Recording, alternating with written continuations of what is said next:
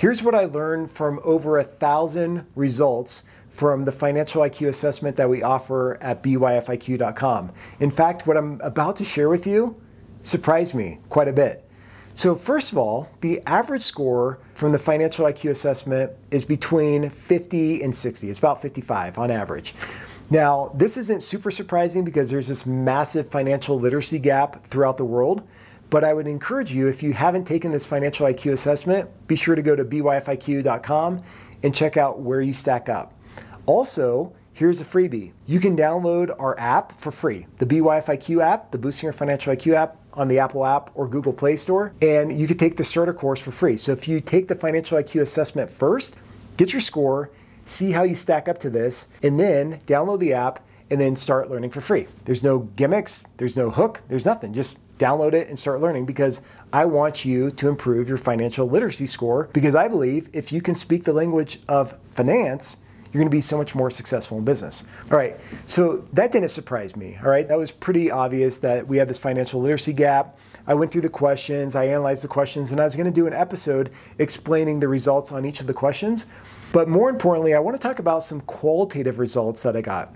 So in my older assessment, I asked some questions like, why are you here? What are your biggest aspirations? What are your biggest pain points? And so on and so forth with the participants in this financial IQ assessment. And here's what surprised me. When I asked what their biggest concern was from a financial perspective, I thought people would say something like their debt, or not saving enough money, or not having enough money put aside for retirement, or some variation thereof. In fact, do you know what the number one thing is? The number one thing that people are concerned with is feeling inadequate when it comes to making financial decisions. Think about that. I mean, that's so true. We rely on other people to make financial decisions for us when we don't have financial literacy, which is crazy. I mean, imagine going to a doctor and you're like, hey doctor, look, you're way smarter than me. I've done nothing to educate myself about my body. So just whatever you think is best you could do. And they're like, hey, let's cut off your arm. And you're like, all right, sounds good, cut off my arm. And then they're like, oh, actually, we didn't need to cut off your arm. We just needed to do this and this and that. We could have saved your arm. And you're like, oh, crap, well, that's too bad. The same thing is true in the world of finance. Whether I'm referring to personal finance, which I don't really get into, but if you're working with a financial advisor, guess what? If you're paying 2% and you instead just save that money by investing in low-cost index funds, and I'm not giving you financial advice here, but I'm saying if you went down that path, versus using an expensive financial advisor who's putting you in mutual funds with high fees, do you know that you will pay 58% more, right? In other words, you'll have 58% less money than if you just invested in low-cost index funds, right? I'm not saying just go after index funds. I'm just using this as an example. Also, did you know that a lot of people, they don't even know that they're paying fees. The majority of people, they don't even know they're paying fees on their 401k. So financial literacy costs us so much money, either from a personal standpoint, but especially from a business standpoint. So I get you, I hear you, right? It makes sense. Like you feel inadequate when it comes to making financial decisions. Look, when I was running my first business, I've said this before, I had no clue how to read financial statements. I was literally just running my business off sheer grit and hard work. And I have like this crazy, ambitious work ethic, right? I got it from my mom, right? Thank you, Mom. I'm nobody great. I'm not even that smart, actually. I'm just an ordinary guy. But I have this incredible work ethic. So when I was running my business, I just like, bam, just go out there and bust out work, just do things. But then I was like, oh my gosh, when it comes to financial decisions, like after the fact, I'd be like, that costs us a lot of money. And I made terrible mistakes. If you haven't seen my YouTube channel, I have this YouTube called The Difference Between Markup and Margin. And in that video, I explained the difference between marking something up by multiplying it by 1 plus the desired markup, like multiplying it by 1.4 if you want a 40% markup, and the difference between that and actually dividing it by 1 minus your desired markup, right? One's gonna give you a certain margin number, the other one's gonna give you another margin number. So there's a major difference between markup and margin. I'm not gonna get into the details, but find comfort in this, or discomfort, whatever you wanna do. I lost a ton of money just by making this simple mathematical mistake. So I get you, I hear you. You don't wanna go out there and make financial mistakes, either in your business or in your role as a leader if you're running a company. And especially if you're coming up through the ranks. You know, a lot of people reach out to me. A lot of you reach out. Maybe you've reached out to me before. Maybe you haven't. If you always can. I love when people reach out. But students reach out to me and they ask for advice when it comes to pursuing a certain degree or a certain career. And I could tell you, when you make better decisions, you're going to go so much further in the world of business and you're going to create a much more valuable company. So don't worry about it. Like if you feel insecure about your financial skills, no big deal. Guess what? Join the club. That's where I was back in the day. But I got here just by building line upon line and understanding these principles day by day and just putting this stuff into practice. So just by listening to this podcast shows that you're dedicated to this. And the more you listen to this and put this stuff into practice, the more it's going to stick. All right. So don't worry about it if you feel inadequate right now. There are a ton of tools out there to help you. Go to byfiq.com. I have free stuff you could just check out right now, like the app. Like I said, download the app, get started for free. No big deal. The second biggest concern that people have is not seizing financial opportunities. All right, this is true for all of us. Now, maybe there's an investment that somebody wants you to get into. If you don't know how financials work, maybe you don't understand the free cash flow of the business, you may go down that path and lose a ton of money. I've had people reach out to me before, like, oh my gosh, Steve, I put all this money in crypto. I got a second on my house. I leveraged my house. I put money in crypto. I lost it all. And now I'm like living in an apartment. I'm like, what the heck are you doing?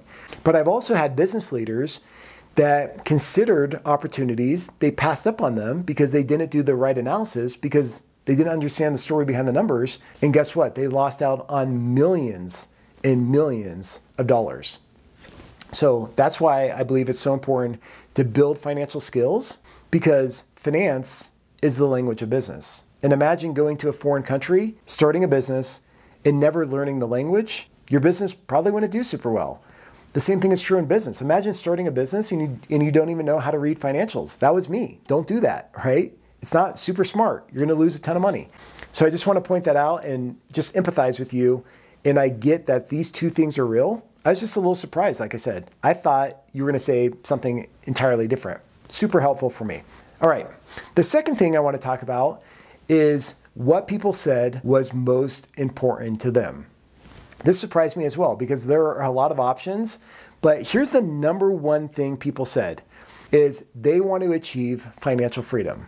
Now that's not super surprising to me, because that's how I am.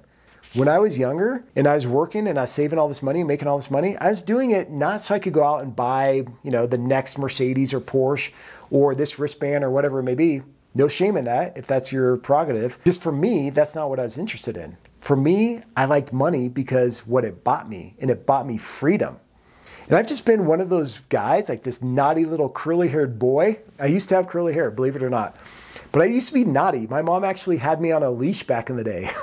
And it was before the leashes are cool. Now the leashes are like a monkey backpack with a leash, and parents can control their kids. No, mine was like a straight up rainbow leash, like a dog harness. My mom had me on. She's like, come here, Steve, and pull me around as I'd run around the store. And so I was just this, non-conforming kid, and I still have that in me. Somebody says, hey, you can't do that? I'm like, okay, game on. I'm going to prove you wrong. So that's just how I've always been. So I don't like people telling me what to do. I like the freedom to just pursue my creative interest. And for me, that's what money means. So I get it. People want financial freedom. But I could tell you, it's going to be really difficult to achieve financial freedom by just saving your wages. Think about it. Let's say you make $200,000 a year. You want to become a millionaire. Say you live on half of that, which most people don't, but let's say you do. That means you have 100 grand left over. You pay taxes. Just take 50% off that for easy math. You're left with 50 grand. Sure, you can invest it, but not accounting for investing or inflation, it'd take you 20 years to get $1 million. In business, you could become a millionaire by taking a business from zero, putting a little bit of money in, growing your profits to, let's say, $250,000, getting a 5x multiple on it, paying capital gains tax of 20%, and you end up with $1 million. So business is a great way to build wealth. And that's why I'm so passionate about teaching business finance, because there's incredible upside. So achieving financial freedom, I get it. It's really important. And by listening to this stuff, you're on your way there. All right, number 2 is making informed decisions. That makes sense. I can't tell you how many times I've made decisions in the past and I was like, that was dumb. Or I didn't understand things like LTV versus CAC, lifetime value of a customer versus my customer acquisition cost. And guess what? That was broken. My whole flywheel was broken.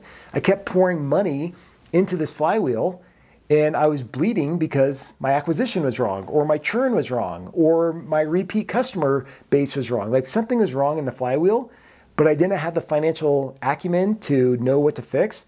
So I just kept doing over and over and over again, and I kept losing all this money. So I get that. And then the last thing that people are most interested in is making more money. All right, let's talk about this.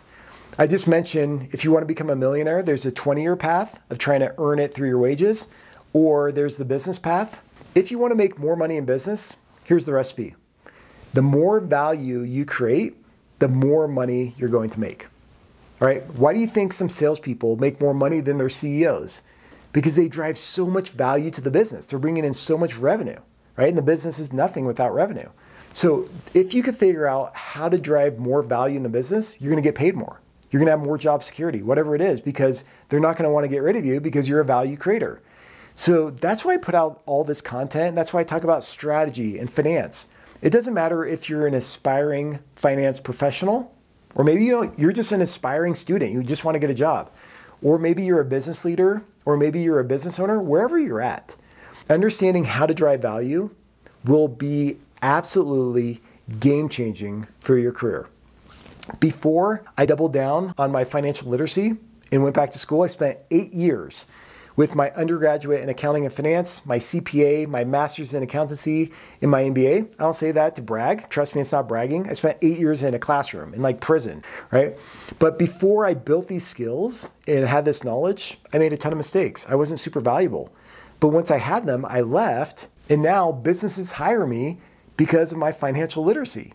So it doesn't mean you have to do what I do. It doesn't mean you have to go into a finance role. You may be a sales manager, or maybe you're an HR director, whatever it is. If you can understand the story behind the numbers and you can participate in financial discussions and financial decisions, trust me, it's going to translate to more money. All right, so that's what I wanted to share with you. I have a ton of resources for you for free just to get started. I have my podcast, the YouTube, the free app. There's resources at byfiq.com. Like, I literally care about you and your success. I want all the best for you. That's all I have for you. Anyways, be sure to share and subscribe. Thanks for joining me this time. And until next time, take care of yourself. Cheers.